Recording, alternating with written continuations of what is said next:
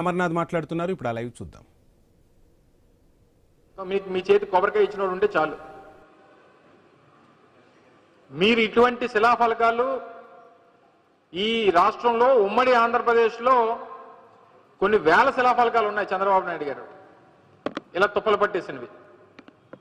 ఎందుకంటే ఆయనకి ఎన్నికల ముందు వారి ఎన్నికల అవసరాల కోసం ఇటువంటి శిలాఫలకాలు కొన్ని వందల శిలాఫలకాలు ఉమ్మడి ఆంధ్రప్రదేశ్లో వేసినటువంటి సందర్భాలు చూసాం.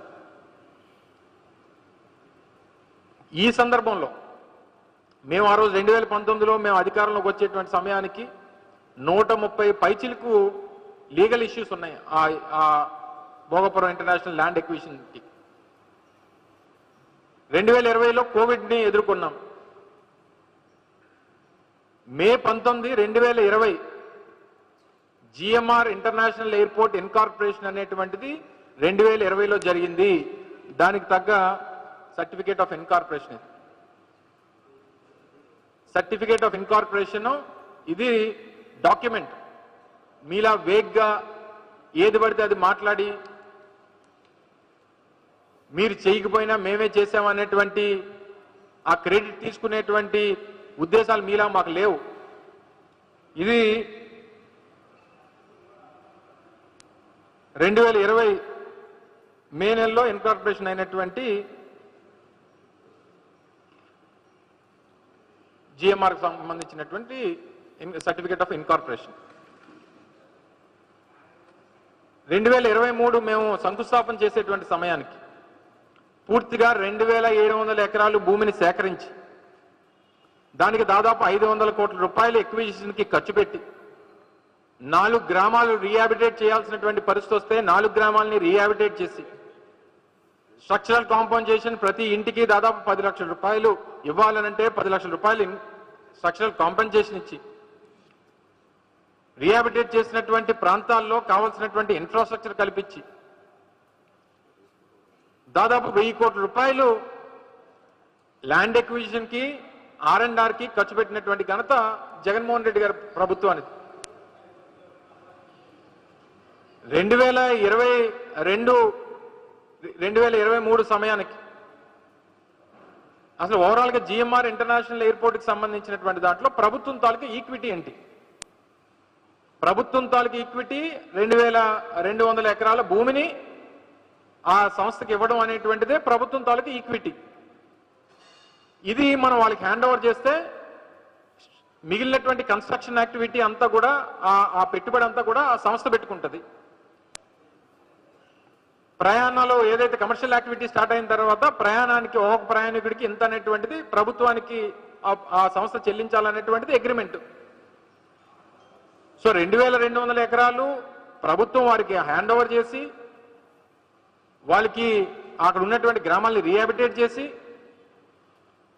వారికి అన్ని రకాలుగా కూడా సహకరించి క్లియరెన్స్లు తీసుకుని వచ్చి సేఫ్టీ క్లియరెన్సెస్ కానీ లేకపోతే ఫైర్ కానీ ఎన్వైరన్మెంటల్ క్లియరెన్స్లు కానీ డీజీసీఏకి సంబంధించినటువంటి క్లియరెన్స్లు కానీ అన్ని కూడా క్లియరెన్స్లు కూడా 2019-24 మధ్యలోనే తీసుకుని వచ్చాం.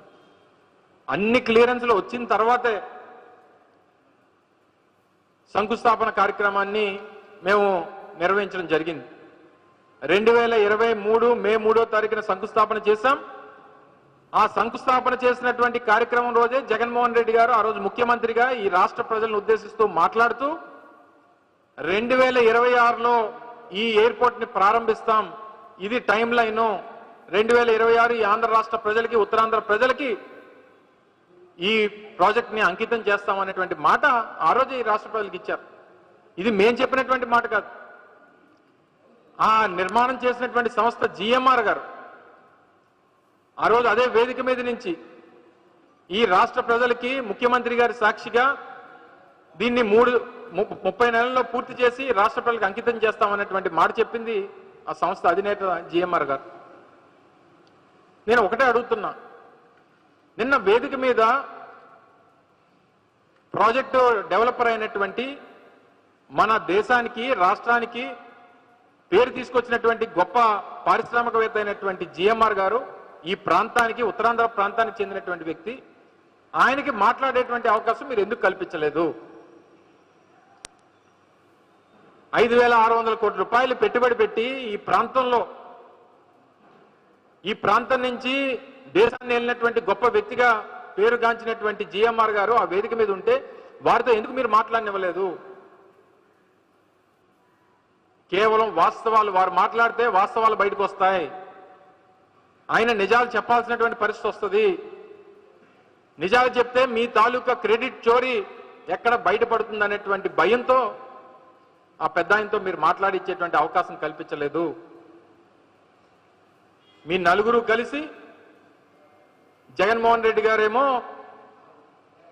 ఎర్ర బస్సు రానటువంటి చోట ఎయిర్పోర్ట్ ఎందుకు అని అన్నారని చెప్పి తప్పుడు ప్రచారం చేస్తారా?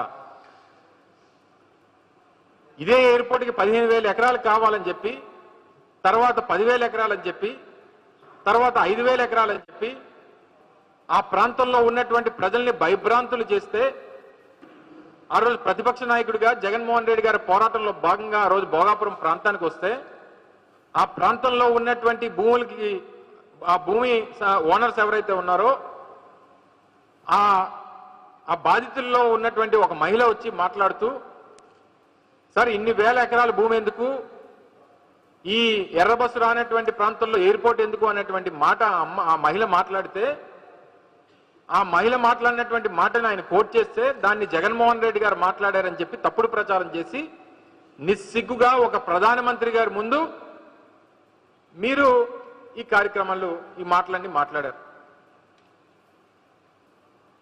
అసలు మీలో ఎవరికన్నా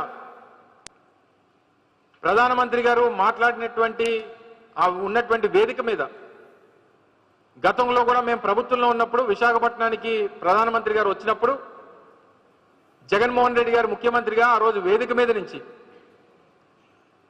కొన్ని విషయాల్ని వారి దృష్టిలో ఉంచడం జరిగింది.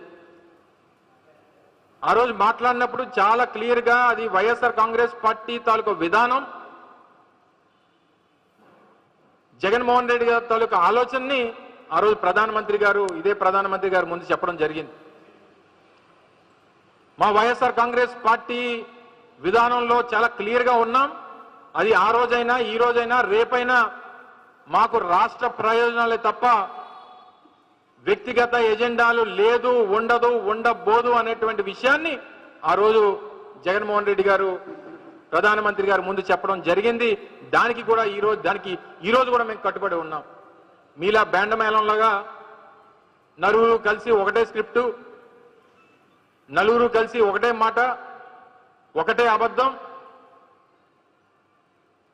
రాష్ట్ర ప్రయోజనాలు పక్కన పెడతాం, మోడీ గారికి భజన చేస్తాం, అబద్ధాలు ప్రజలకు చెప్తాం, జగన్మోహన్ రెడ్డి గారిని నిందిస్తాం.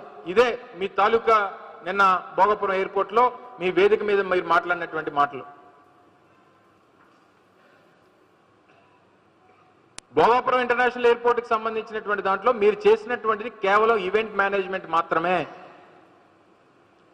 మీ తాలూకా ఫుట్ ప్రింట్స్ అనేటువంటివి ఈ ఇంటర్నేషనల్ ఎయిర్పోర్ట్ సంబంధించినటువంటి దాంట్లో మీ తాలూకా ఫుట్ ప్రింట్స్ అనేటువంటివి లేవు. మీ కాంట్రిబ్యూషన్ లేదు. మీ కాంట్రిబ్యూషన్ లేకుండా ఈరోజు మీరు క్రెడిట్ అడిగితే ప్రజలు ఇవ్వరు. మీరు భూసేకరణ లేదు, పర్మిషన్స్ క్లియరెన్స్ లేవు, ఏది చేయకుండా మా క్రెడిట్ కావాలనంటే